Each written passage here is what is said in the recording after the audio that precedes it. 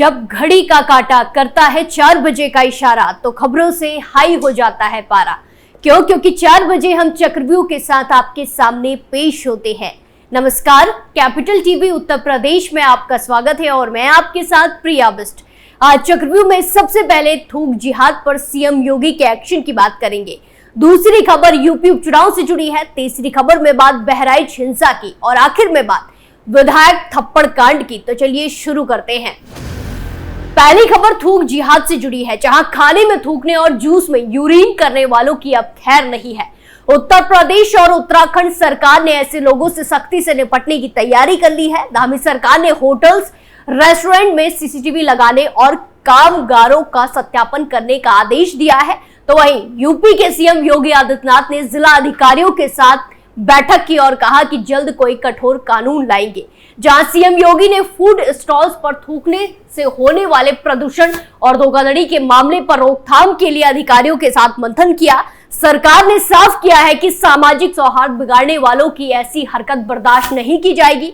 योगी आदित्यनाथ ने सितंबर में एक हाई लेवल बैठक के दौरान इस तरह की हरकतों पर अपनी नाराजगी व्यक्त की थी और इसे जनता के विश्वास का उल्लंघन बताया था। उन्होंने यह भी आदेश दिया कि सभी खाद्य प्रतिष्ठानों पर संचालकों, मालिकों और प्रबंधकों का नाम और पता अनिवार्य रूप से प्रदर्शित किया जाना चाहिए। ऐसा न करने पर उन्हें दंडित किया जाएगा। कहा जा रहा है कि यूपी सरकार जल्द ही कानून लाने वाली है, जिसमें खाद्य पदार्थ में इस तरह की मिलावट पाए जाने पर दोषी को कठोर दंड दिया जाएगा, सजा दी जाएगी। ये एक्शन कई घिनौनी घटनाओं के बाद लिया जा रहा है। सबसे हालिया घटना सहारनपुर का एक वायरल वीडियो है, जिसमें एक किशोर को रोटियों पर थूकते हुए देखा गया था, जिसके बाद रेस्टोरेंट के मालिक को गिरफ्तार कर लिया गया। इसी तरह नोएडा में 2 लोगों को मूत्र से जूस को दूषित करने के लिए हिरासत में लिया गया था, जबकि गाजियाबाद में एक विक्रेता को फलों के जूस में थूकने के आरोप में गिरफ्तार किया गया।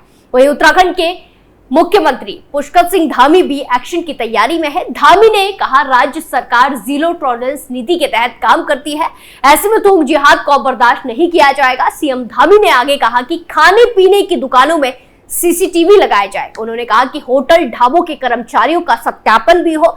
बीजेपी शासित 2 राज्यों के मुख्यमंत्रियों ने खाने पीने की चीजों में थूकने और यूरिन करने वालों से सख्ती से निपटने की तैयारी कर ली है। सोशल मीडिया पर लगातार थूकने और यूरिन मिलाने की घटनाएं सामने आ रही हैं, जिसके बाद सरकार सख्त हो गई है। खबरों में आगे बढ़ते हैं, जहां चुनाव आयोग ने बीते मंगलवार को एक प्रेस कॉन्फ्रेंस कर चुनाव की तारीखों का ऐलान किया। चुनाव आयोग ने 2 राज्यों महाराष्ट्र और झारखंड में विधानसभा चुनाव की तारीखों का ऐलान किया। इसके अलावा देश के अलग अलग राज्यों की 48 विधानसभा सीटों और 2 लोकसभा सीटों पर उपचुनाव की तारीखों का भी ऐलान किया गया। हालांकि यूपी में भी 10 सीटों पर उपचुनाव किया जाना था, लेकिन चुनाव आयोग ने यूपी की सिर्फ 9 सीटों पर ही चुनाव की तारीख का ऐलान किया है। यूपी की 9 सीटों पर 13 नवंबर को वोट डाले जाएंगे। वहीं नतीजों की घोषणा 23 नवंबर को होगी। यूपी की जिस सीट पर उपचुनाव का ऐलान नहीं किया गया है, वो सीट अयोध्या की मिल्कीपुर विधानसभा सीट है। आपको बता दें कि इस सीट पर पहले अवधेश प्रसाद विधायक थे, जिन्हें लोकसभा चुनाव में समाजवादी पार्टी ने फैजाबाद लोकसभा सीट से प्रत्याशी बनाया था। अवधेश प्रसाद ने चुनाव जीतने के बाद मिल्कीपुर सीट छोड़ दी है, जिसके कारण ये सीट खाली हुई है। मिल्कीपुर सीट पर उपचुनाव अभी नहीं करने को लेकर चुनाव आयोग ने जवाब दिया है। चुनाव आयोग ने कहा कि यूपी के मिल्कीपुर में उपचुनाव की घोषणा इसीलिए नहीं हुई है क्योंकि बीजेपी के पूर्व विधायक बाबा गोरखनाथ ने 2022 में चुनाव जीतते सपा विधायक अवधेश प्रसाद के खिलाफ इलाहाबाद हाई कोर्ट में याचिका दायर कर रखी है। ये पिटीशन अभी पेंडिंग है। दरअसल साल 2022 के विधानसभा चुनाव के नतीजे को लेकर बीजेपी प्रत्याशी बाबा गोरखनाथ ने इलाहाबाद हाई कोर्ट की लखनऊ बेंच में एक याचिका दायर की थी। उन्होंने विधायक चुने गए अवधेश प्रसाद के चुनावी हलफनामे पर सवाल उठाए थे और उनके निर्वाचन को चुनौती दी थी। गोरखनाथ की तरफ से कहा गया था कि अवधेश प्रसाद ने जो हलफनामा दाखिल किया है, उसकी नोटरी ऐसे शख्स से कराई गई है जिसका लाइसेंस खत्म हो चुका है। ऐसे में यह हलफनामा अवैध था। वहीं गोरखनाथ ने याचिका दाखिल कर अवधेश प्रसाद के नामांकन को रद्द किए जाने की गुहार लगाई थी। उधर उपचुनाव की तारीखों के ऐलान के बाद समाजवादी पार्टी ने चुनाव आयोग पर बीजेपी के पक्ष में काम करने का आरोप लगाया है। पार्टी की तरफ से कहा गया है कि कानपुर की सीसमऊ सीट का मामला भी अदालत में है, लेकिन आयोग वहां चुनाव करा रही है। वहीं यूपी उपचुनाव की तारीखों के ऐलान के पहले ही सपा 6 सीटों पर अपने उम्मीदवारों का ऐलान कर चुकी है। जबकि बसपा ने भी 5 प्रत्याशी अपने मैदान में उतार दिए। हालांकि बीजेपी ने प्रत्याशियों को लेकर बड़ी बैठक जरूर की है, लेकिन अभी तक उम्मीदवार नहीं उतारे हैं। मालूम हो कि इस उपचुनाव में समाजवादी पार्टी और कांग्रेस पार्टी मिलकर चुनाव लड़ रही है। हालांकि अब तक दोनों दलों के बीच सीटों का समझौता नहीं हो पाया है। सपा ने इसके लिए 6 सीटों पर अपने उम्मीदवारों की घोषणा भी कर दी है। अभी 4 सीटें बची हुई है और इनमें से 1 या 2 सीटों पर कांग्रेस अपने प्रत्याशी उतार सकती है। खबरों में आगे बढ़ते हैं, जहां उत्तर प्रदेश के बहराइच जिले में मूर्ति विसर्जन के दौरान हिंसा और गोलीकांड में एक व्यक्ति की मौत के बाद इलाके में तनावपूर्ण हालात है। आलम यह है कि ADG law and order Amitabh Yash और एसीएस होम संजीव गुप्ता के साथ साथ अन्य आलाधिकारी खुद कैंप कर रहे हैं। मामला इतना गंभीर है कि इसका अंदाजा इसी बात से लगाया जा सकता है कि जिले में इंटरनेट और ब्रॉडबैंड सेवाएं भी बंद कर रखी है। हिंसा की आग में 2 दिन धधकने के बाद बहराइच में मंगलवार को तीसरे दिन पूरी तरह शांति रही। हालांकि लोगों में दहशत और तनाव कायम रहा। पूरे नगर में पुलिस और पीएसी मुस्तैद रही, अधिकारी गश्त कर रहे हैं। दोपहर बाद दुकानें भी खुली। वहीं देर शाम राम गोपाल की पोस्टमार्टम रिपोर्ट सामने आई। रिपोर्ट के मुताबिक शरीर पर 35 छर्रे लगे थे। धारदार हथियार से वार कर करंट भी लगाया गया था। इसमें शॉक एंड हेमरेज से मौत की वजह बताई गई है। वहीं आपको बता दें कि मामले में शामिल 52 आरोपियों को गिरफ्तार कर जेल भेजा जा चुका है। बहराइच पुलिस ने इस मामले में 2 मुकदमे और दर्ज कर लिए हैं।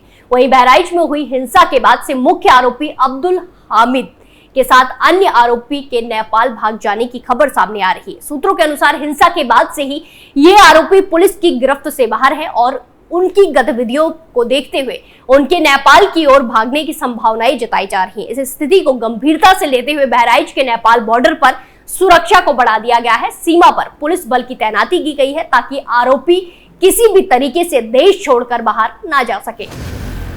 आखिरी खबर लखीमपुर खीरी से है, जहां विधायक थप्पड़ कांड का मामला शांत होता नजर नहीं आ रहा है। मामले में विधायक योगेश वर्मा की तहरीर पर पुलिस ने बार संघ अध्यक्ष अवधेश सिंह और पुष्पा सिंह के खिलाफ मुकदमा दर्ज कर लिया है। ये कार्रवाई तब हुई जब विधायक योगेश वर्मा ने मुख्यमंत्री से मुलाकात की, जिसके बाद पुलिस ने एफआईआर दर्ज की है। मुकदमा सदर कोतवाली में दर्ज किया गया है। इस पूरे प्रकरण में पहले विधायक की तहरीर को लेकर पुलिस ने किसी तरह की कोई कार्रवाई नहीं की थी, लेकिन जब विधायक वर्मा ने मुख्यमंत्री से मुलाकात की तो मामला गंभीरता से लिया गया।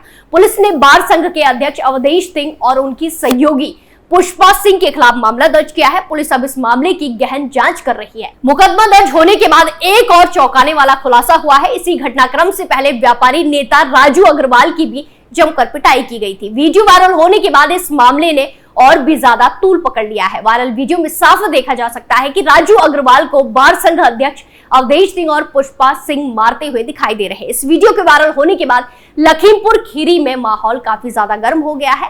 वीडियो में यह भी स्पष्ट है कि जब व्यापारी नेता राजू अग्रवाल की पिटाई हो रही थी तब पुलिस मौके पर ही मौजूद थी, लेकिन उन्होंने इस पूरे घटनाक्रम को मूक दर्शक बनकर देखते रहे। पुलिस की इस निष्क्रियता को लेकर भी लगातार सवाल उठ रहे हैं और इसका वीडियो सोशल मीडिया पर तेजी से वायरल हो रहा है। इस घटना के बाद अधिवक्ता और व्यापारी संघ के बीच तनाव बढ़ गया है। दोनों पक्षों में काफी पहले से विवाद चल रहा था, जो इस पिटाई कांड के बाद खुलकर सामने आया है। अब ये मामला राजनीतिक और सामाजिक हलकों में चर्चा का विषय बना हुआ है। इस घटना के बाद अधिवक्ता और व्यापारी संघ के बीच तनाव बढ़ गया है। दोनों पक्षों में काफी पहले से विवाद चल रहा था, जो इस पिटाई कांड के बाद खुलकर सामने आया है। अब ये मामला राजनीतिक और सामाजिक हलकों में चर्चा का विषय बन गया है। पुलिस ने वीडियो और अन्य सबूतों के आधार पर अपनी जांच शुरू कर दी है। वहीं मामले में पुलिस की निष्क्रियता की भी जांच की जा रही है कि आखिर घटना के वक्त पुलिस ने क्यों हस्तक्षेप नहीं किया। फिलहाल पुलिस इस मामले को गंभीरता से लेकर आगे की कार्रवाई कर रही है ताकि दोषियों को सजा मिल सके और क्षेत्र में शांति बहाल हो सके। चक्रव्यूह में फिलहाल के लिए इतना ही, फिर पेश होंगे सनसनीखेज खबरों के साथ। बाकी तमाम खबरों के लिए देखते रहिए कैपिटल टीवी उत्तर प्रदेश। नमस्कार।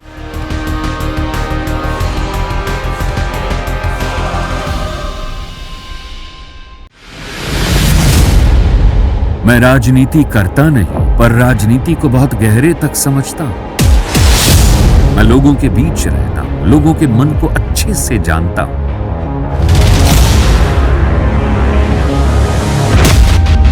पब्लिक और पॉलिटिक्स की हर नब्ज को खूब पहचानता हूं। संघर्ष की सियासत से सत्ता के सिंहासन तक मैं हर खबर से खरा सच निकालता हूं। ना कोई दौड़, ना कोई रेस। कैपिटल टीवी, उत्तर